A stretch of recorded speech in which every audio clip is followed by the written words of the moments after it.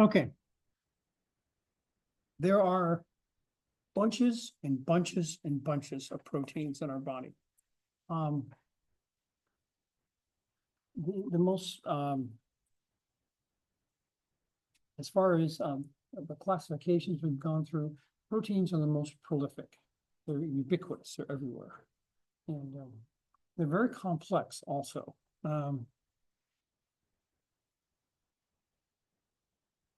As you know already, amino acids are building blocks, proteins. And amino acids are kind of unique. They're both an acid and an amine at the same time. And that's how they can link together. Is the linkage between them is an amide. And you can get millions of amino acids in a protein. It's amazing. Now, there's different kinds of amino acids. The 20 in your body are alpha amino acids because the amine group attaches to the alpha carbon. And the alpha carbon is the only one that can be linked to. But you can have longer ones.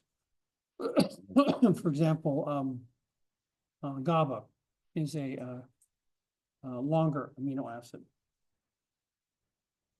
Okay, the main thing on amino acids, they differ in this middle carbon here. This R group can be anything including H. H is the simplest one, that's glycine.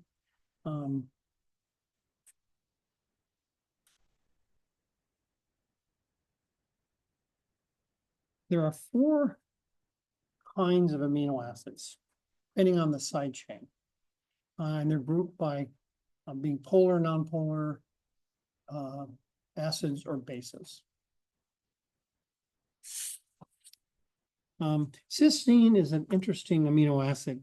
It's used a lot in tracking heavy metal pollution. For example, up at Tacoma, they that's a super EPA fund site. There was a smelter in Tacoma. They used to smelt copper and lead ore, and the smoke polluted everything from Oregon coast all the way up to British Columbia, all polluted, big time. In fact, in along the coast, you can have your whole lawn replaced by the EPA. They come in, they remove top 6 inches and put down non-polluted soil. I mean, it's a big deal. The smokestack was in the Guinness Book of Records before it was knocked down, being the tallest one in the country. It was pretty cool. But anyway, one of the projects I was involved in at University of Washington, some of my students were tracking the pollution in the actual bay itself. Because shellfish on the bottom consume this pollution and in various ways. And what they do is they track the cysteine amino acid because the heavy metal will attach to the SH, the thiol bond there. And so you can measure how much pollution is based on how polluted the proteins are in the shellfish's body. And there are signs, there says don't eat bottom fish like flounder and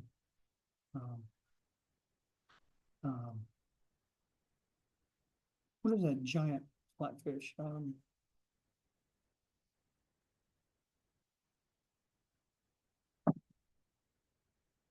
Today, it's the second time I've had a loss of words. What's a big giant what? Huh?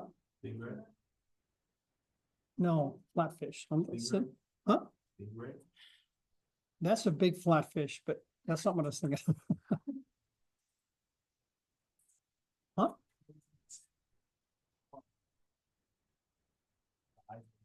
Yeah, eyes are on both sides, yeah. I mean, on one side. Bottom's white, top is, what is that? Yeah, but it's bigger than a flounder.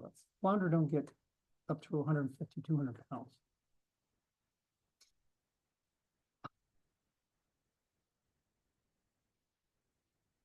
All right, when I'm driving home today, it'll come to me. Oops, let's see. All right. That's just the same as the video I was producing. Hmm? Is this gonna be the same as like the video that was produced? Yes, it's gonna be similar.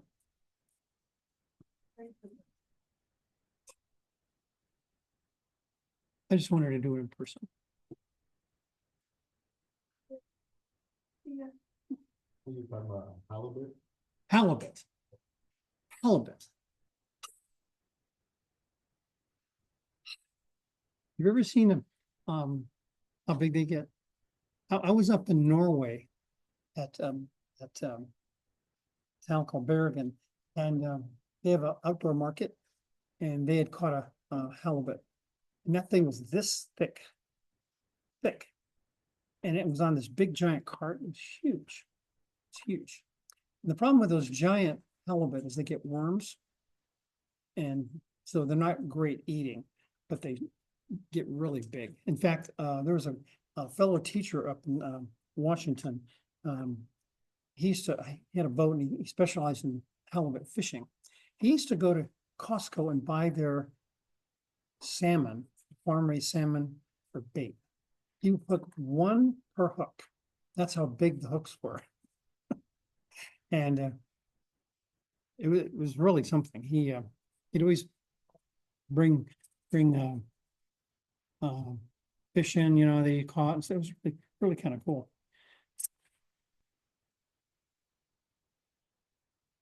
Now this uses the same slides as the one I presented on Tuesday. Okay, now one of the things about amino acids is they have a chiral carbon right there. Now, we talked about this a long time ago. Chiral carbons have to have 4 different groups attached to that carbon. It doesn't matter how big they are or anything. They can be just hydrogens. And 19 of the amino acids have chiral carbons, except for one of them, and that's glycine. And glycine looks like this, and it's not a chiral carbon. Chiral carbons allow it to be D and L. We talked about this we talked about carbs. So carbs are naturally Ds. Amino acids are naturally Ls. Now, one of the amino acids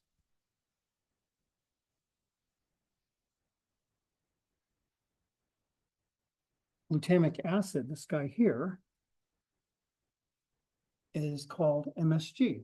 You go to the store and buy it. So it's monosodium glutamate, and they sell it as the sodium salt. It gives the seasoning umami flavor. Okay, basically there are 4 groups. 2 that are neutral, meaning not charged, and 1 is polar and 1 is non-polar. And the other 2 are either basic or acidic. Now,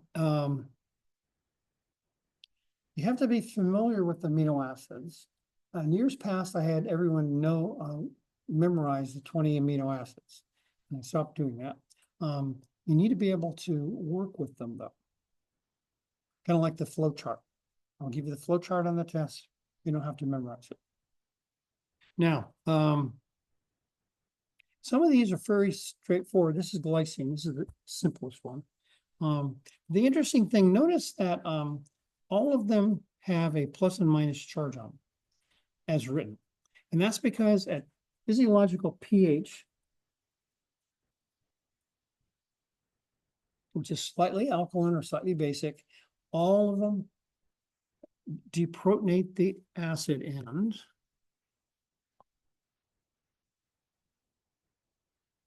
And the amine is protonated.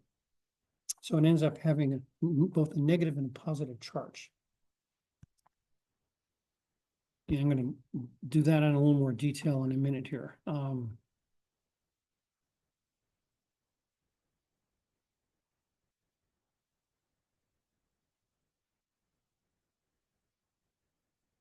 Okay, so glycine is called the achiral amino acid, meaning it's not chiral. And glycine, now, all the amino acids have a three-letter abbreviation as well. Okay, now, because this H goes over and protonates the amine side, you end up with something called a Zwitter ion. Zwitter ions possess both a positive and negative on the same molecule. And this is present both in solid forms and liquid forms.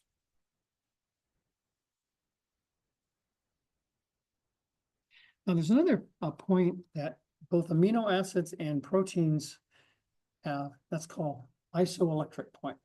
The isoelectric point is very important as a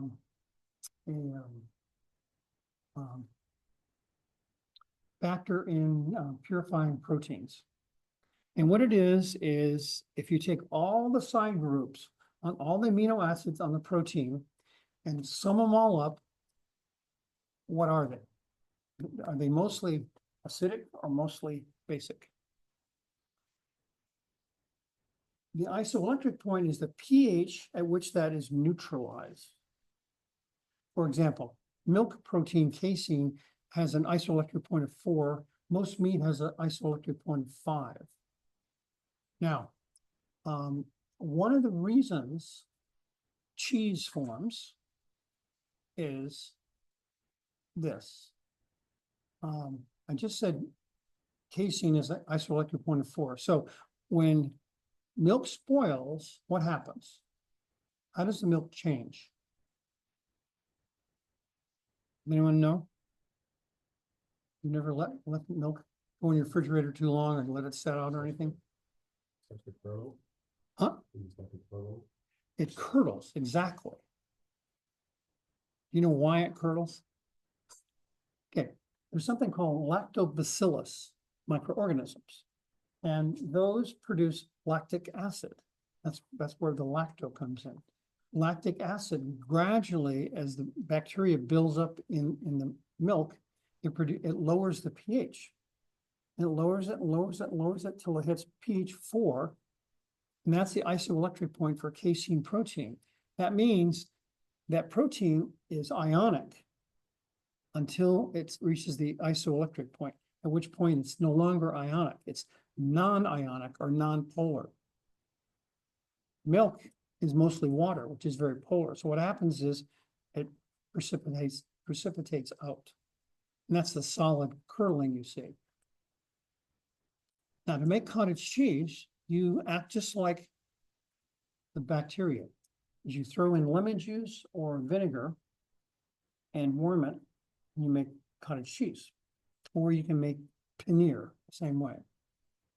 And that's something else. Another interesting thing about isoelectric points, with meat, if you raise the pH way above the isoelectric point, what happens is the strands of protein starts to get kind of separated because the charges are repelling one another.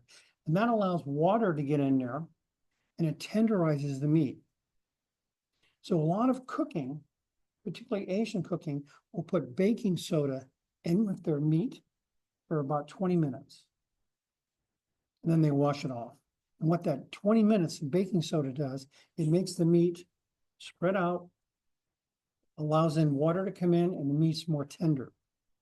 And the important thing is to wash off the baking soda because alkaline stuff is bitter tasting. So you don't want bitterness in your meat. Now I'm designing a lab specifically to be done at home on isoelectric points.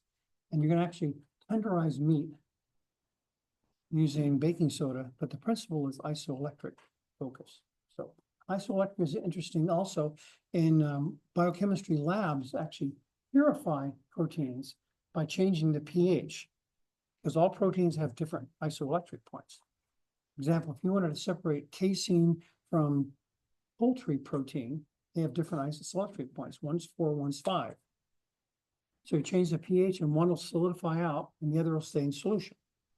So it's a very handy characteristic of a protein to know. Anyway, isoelectric point. Even amino acids by themselves have an isoelectric point. Okay, now proteins can be oxidized and reduced. And what's oxidized and reduced are the side chains.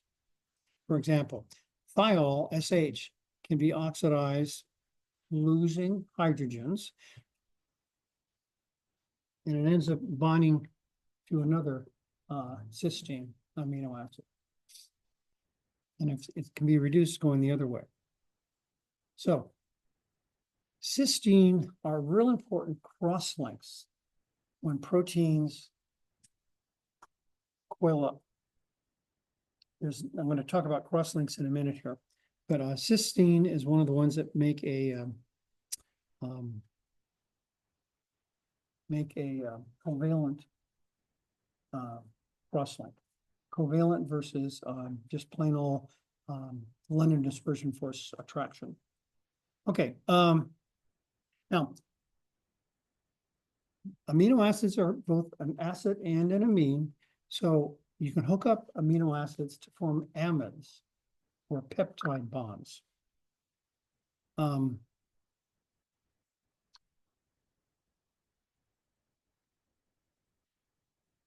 So a dipeptide, of course, would be polypeptide that has 2 amino acids in it. But you can have very, very, very long polypeptides. The problem is once they get really, really long, they're very fragile. What happens is they start coiling up and forming these very, very unique structures. Now, when you make polypeptides in a test tube, it's difficult to control which comes first. Enzymes do it because they have very specific active sites that do the magic.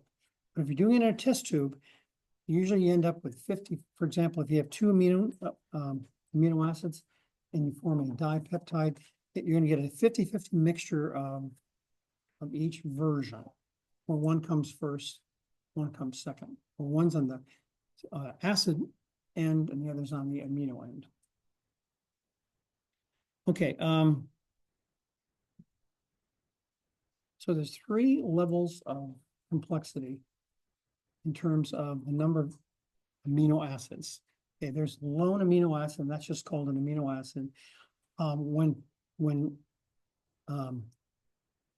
2 of them up to 50 start hooking up, they're called polypeptides. And then once it's over 50, it's called protein.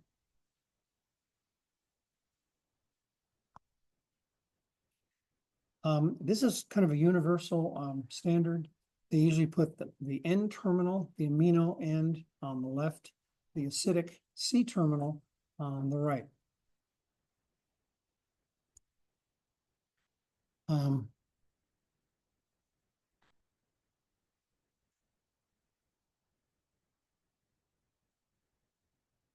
Let's see.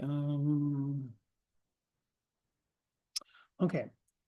There are 2 main classes of proteins, fibrous and globular. Fibers are typically envision muscle fibers. They're long, they're much tougher than globular proteins. Globular proteins are very fragile. Heat, solvent, and physical agitation damages them, the structure. So when you have a long, long string of amino acids or polypeptide, it's very unstable. So what happens is it starts moving itself 3-dimensionally to be in a more stable state. What happens is it depends on the solvent. Since most biochemical stuff done in the body is a aqueous solvent, the polar stuff tends to be on the outside. The non-polar stuff is on the inside. Now that non-polar stuff I'm talking about are the side chains on the amino acids.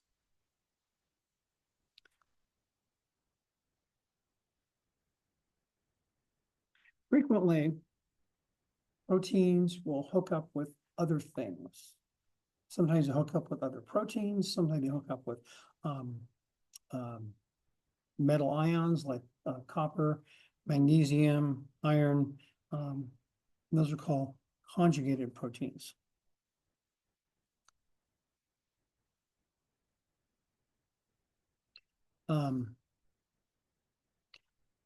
Other phosphorus groups, I mean, just a whole bunch of different things they can hook up together with. You've all heard of hemoglobin, myoglobin,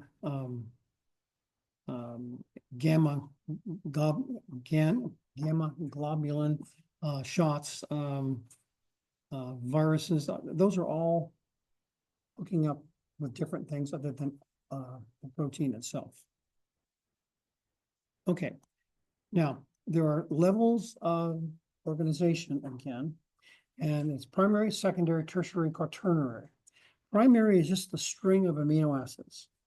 So think of it like a train. Once you get very long, though, they become very unstable and they go to the secondary structure. Most of the time, they form helix. And another thing that is called a pleated sheet. And that is another way to stabilize the long peptide chain. So it sort of looks like DNA, and they form a helix for the same reason, for stability. This is what a pleated sheet looks like. It's strings of peptides lying side by side, rather than a long helix.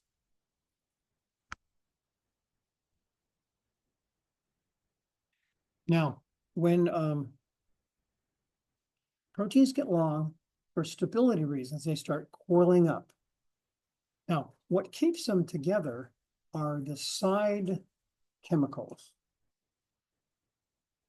Whether those are going to attract another side chemical or attract or form a covalent bond. So if you look at this here, this is with cysteine, this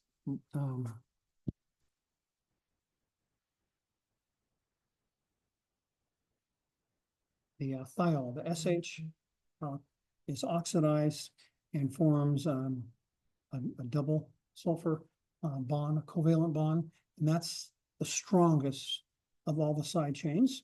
So it's less affected by heat, solvent, and physical agitation. The weakest is where you have LDFs only.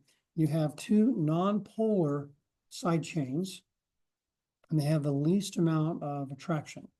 And so the strongest is covalent, weakest is, they call it hydrophobic interactions, but basically they're LDFs attracting one another. And then there's ionic and hydrogen bonding. So traditionally, on the right here, you think of the IMFs. And I threw in ionic into the IMFs because it's intermolecular attraction. But covalent is the strongest. The non-polar LDF attractions are the weakest. And these combinations, what makes the helix and the pleated sheet.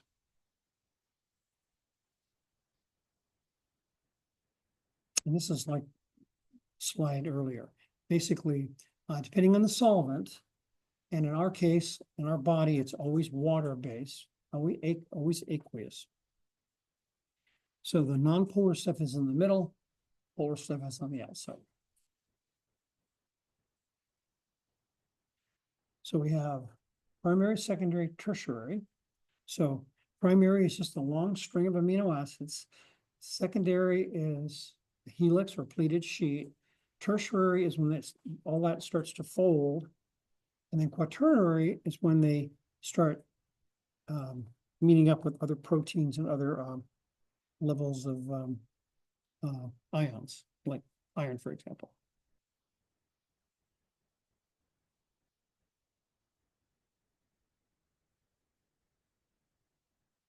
So,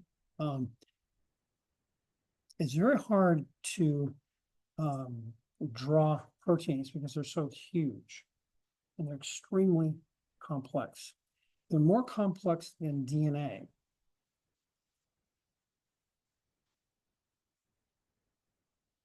Now, because proteins are put together with amide bonds, you can take them apart as well as putting them together. They can come apart with changing the pH.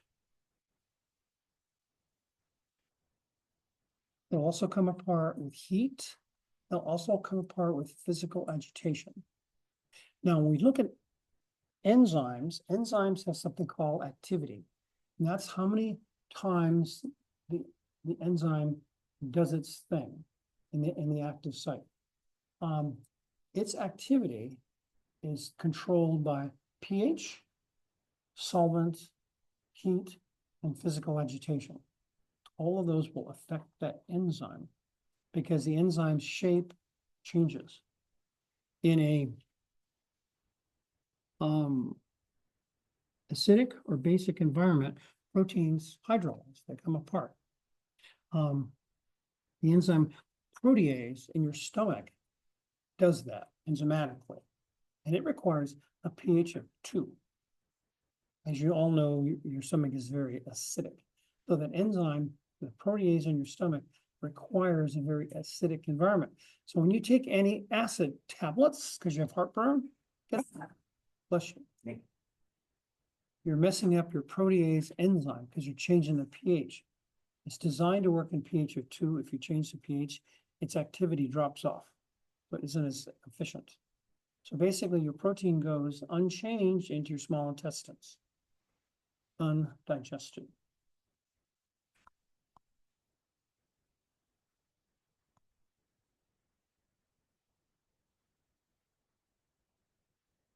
Okay, protein denaturation is the term used to change the shape of the protein at all 4 levels: primary, secondary, tertiary, quaternary. Doesn't matter which one. Okay, if any of those change, it's denatured. For example, cooking meat, denature the protein. It no longer looks like the original meat. If you take and add acid to meat, you're also denaturing the protein. Ceviche, for example. You're adding, usually it's in a vinaigrette. You're adding an acid to usually shrimp or fish, and they call it cooking it, but it really just denatures the protein. Oh, one other thing. Sometimes it's permanent and sometimes it's temporary. So it depends on how badly the protein's denatured, whether it can return or not.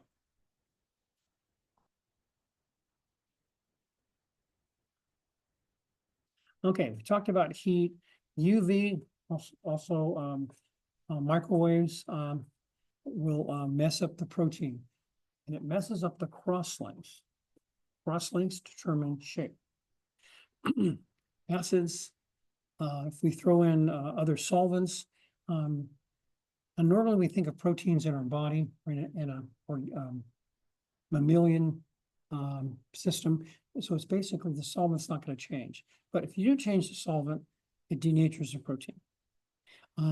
Acids and bases disrupts protein 2 ways: by hydrolyzing the peptide bond, and secondly, it changes the cross-links, so the shape changes. If you throw in a surfactant, a soap, detergent, or an emulsifier, any of those will change the shape of the protein as well. And then we can permanently mess up the cysteine amino acids by exposing that amino acid to heavy metal. Now, if the heavy metal cysteine was in an enzyme, that enzyme will no longer work.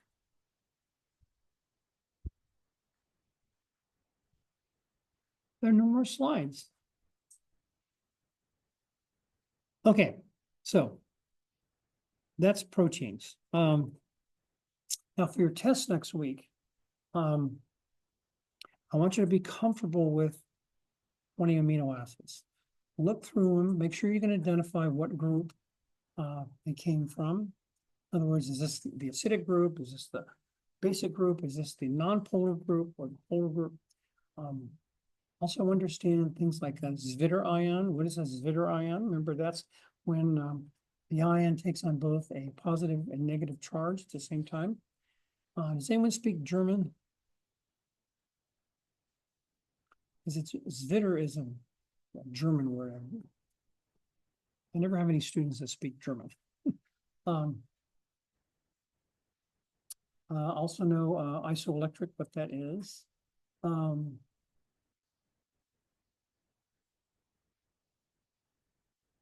there is a practice test also.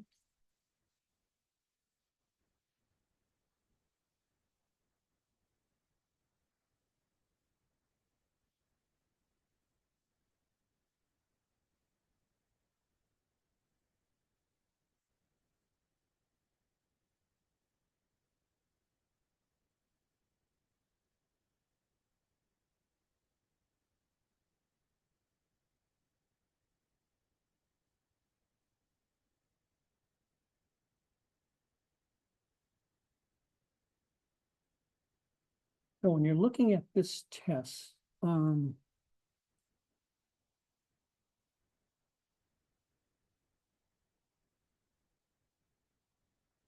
good. Huh? The document is asking for a password to like open. Yeah. Yeah, the same issue on YouTube. I just saw that today. You have lab today? No. Thursday lab people, remind me to fix that. It'll take like 2 seconds to fix. Basically, what I do is I'll open the original, get rid of the password, re-upload it.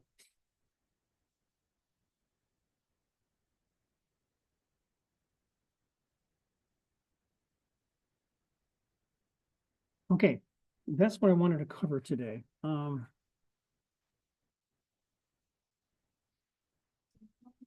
Few days of review, but we're just gonna have one next week, Tuesday.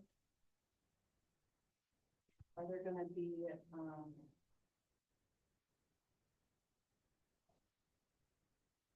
reactions on this test? It's gonna be like test 3. Reactions are gonna be take home, in class, or naming, non-reactions, everything else. What? Yeah, I'm gonna be here and, we can, review. So it'll be a kind of a loose day. There'll be no video on Tuesday. We'll just, I can go over, practice tests if you want. In fact, we have time. Why don't we go over practice tests today?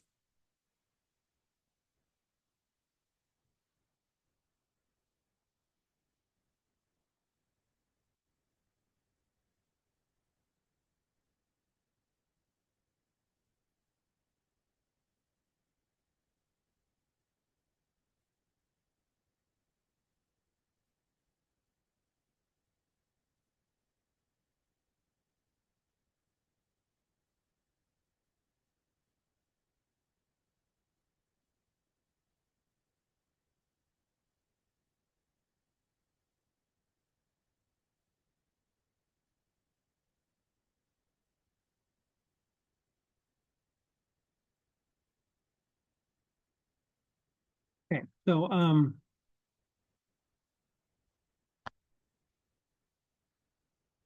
here's a question on crosslinks.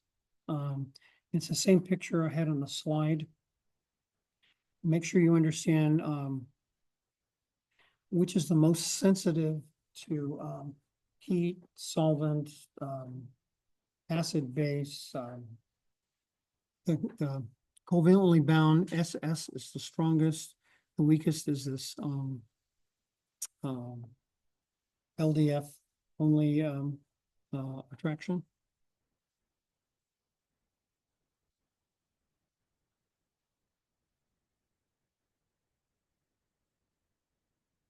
Okay, so on this question, I shaded certain areas and wanted you to give me a generic.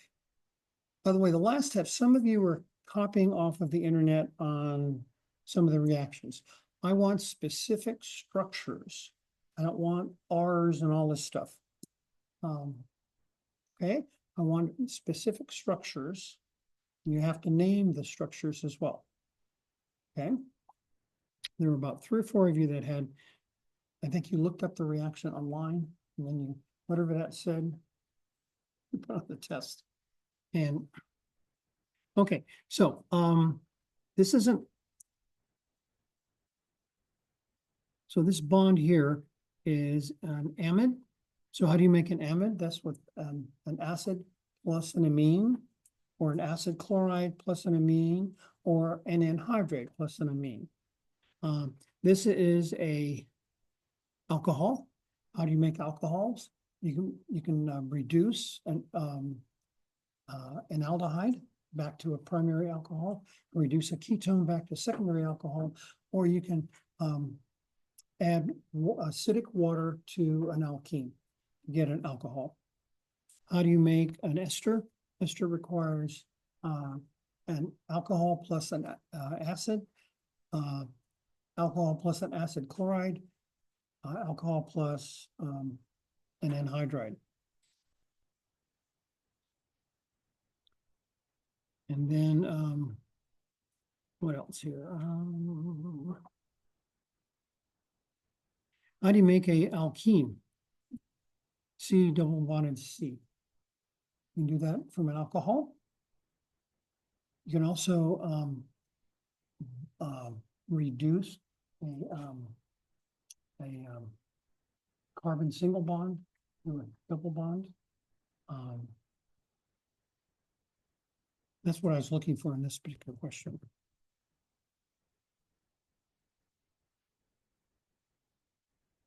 Okay, name the following. You're going to use the IUPAC system. We're going to name it basically as a propane backbone. So in yellow there. So you have a branch here. You have a branch there. Okay. The one branch is on carbon number 2. That's the methyl one. The other one is an amino branch, and it's got branching off of the nitrogen. So that requires 2 N's.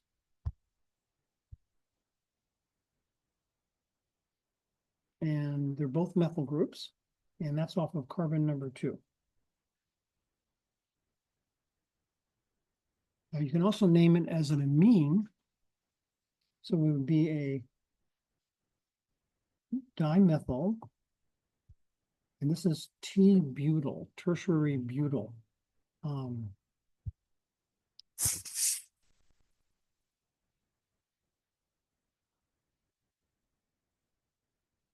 This would be dimethyl. So it'd be T-butyl dimethyl amine. This is methyl groups, not ethyl groups. Okay, so any questions on that naming? You have plenty of worksheets, right? Hmm? You have plenty of worksheets available. I haven't checked. That's what I'm just confirming. Yeah, I Got think, this. yeah, I think most of them though are multiple choice. There's no, worksheets, but again, we can check in a minute here. Let me finish this. We'll go. Okay, all right, how do we make this guy here? Now, if that was an ester, I'd ask you to make it 3 different ways, but since it's an amide, the third way doesn't work very well, so they just dropped it. So there's only two ways to make an amide. That's the acid chloride and the anhydride. So the double bonded O is always on the acid side. So this is where the acid is coming from. So we're looking at a 1, 2, 3, 4 carbon acid. This is 1, 2, 3, 4 acid chloride. And then 1, 2, 3, 4 on either side of the anhydride. And then we need the NN-dimethyl amine. Those would be the two ways.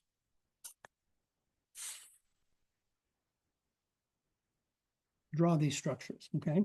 So we have as soon as it says amide there, that means we have the amine part and we have the acid part. The acid part, it contains a methyl branch, 5 carbons long. So 1, 2, 3, 4, 5. Carbon number 3, we've got a methyl branch. Okay, so that would be the acid side. And then on the amine side, we've got a branch off of the nitrogen, a methyl group. So that would be that guy here.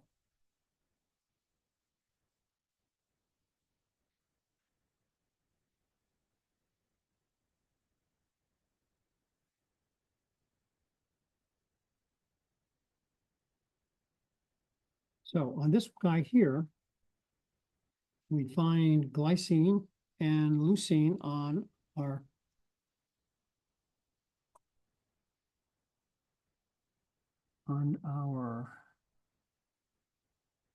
chart of amino acids. And we're going to attach them together. Now, on this one, the leucine is going to come first, the glycine will come second.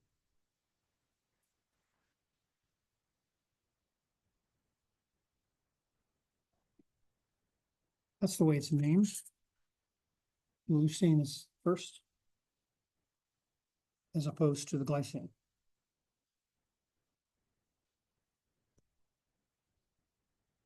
Okay, here is a octane with both an amine branch and an isopropyl branch. Okay, so if we counting on the right versus counting on the left. So we've got a 2 isopropyl and a 3 amino with no branches off the amines. Name a common biological molecule that is an amide. You know, RNA, DNA, proteins, insulin, a whole bunch. All I wanted was, in this case, 1, sometimes I'll say list 2. Now this is an enzyme question, so that's going to be in test 5.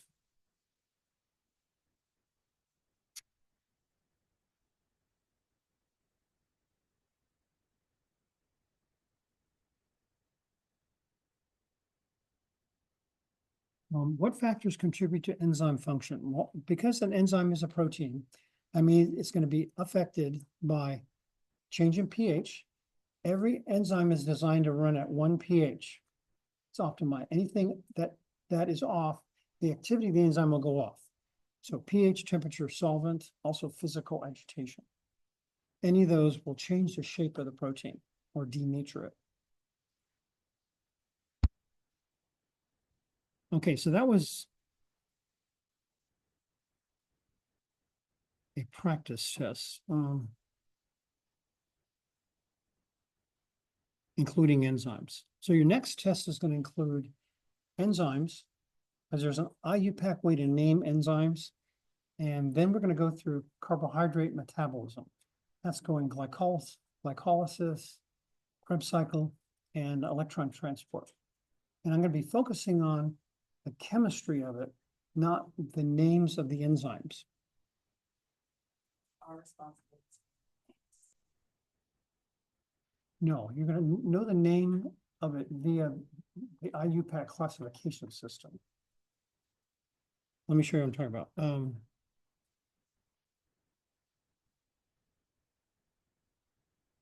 Okay, so we take glucose and change it to glucose six phosphate. Six phosphate means that on carbon number 6, there's a phosphate group there. This happens to be the first step of glycolysis. So what's the name of the enzyme? Okay, well, kinase enzymes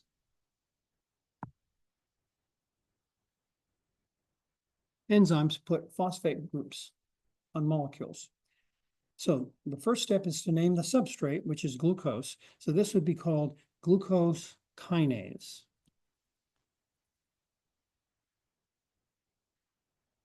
That's the IUPAC way of naming enzymes. Now, if you go look on glycolysis, there's a different name of that enzyme. And there's no rhyme or reason why it's called that. That's why instead of having you memorize 40 or 50 enzymes, I just have you memorize the classification system and name it that way. Because then you understand the chemistry.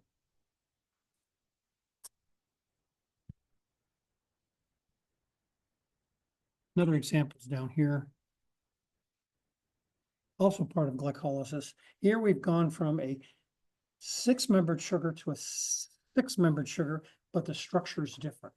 So that's an isomerase. So our substrate is 6-phosphoglucose, and the enzyme is isomerase, which forms an isomer.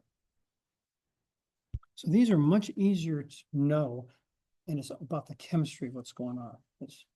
The official names of the enzymes don't say what's going on. It just is the name of an enzyme, where this shows what's going on chemically. Okay.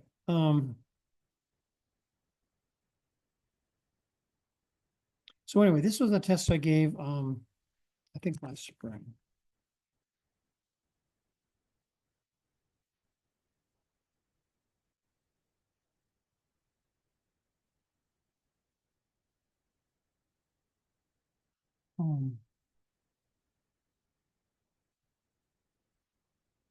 Why isn't glutamate called glutamic acid?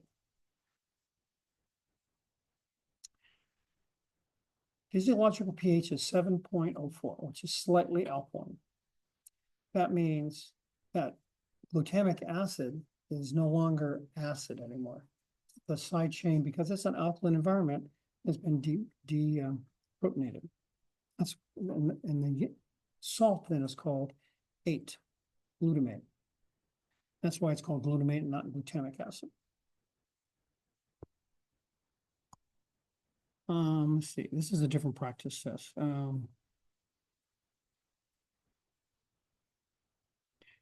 What does the DL designation on an amino acid mean? It has to do with the chiral carbon again.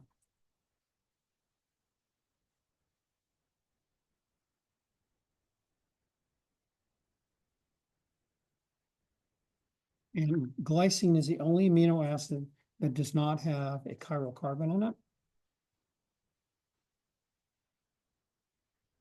Okay, what is a Zwitter ion? That is a molecule that has both a negative and positive charge on it, like amino acids at physiological pH. When the thiol, the SH bond is oxidized, meaning it loses hydrogens, it forms up with another sulfur thiol and forms this double sulfur bond.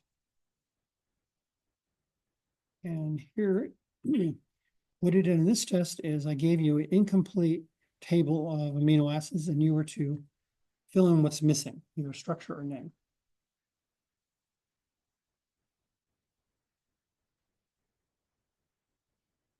Okay, that was another practice test.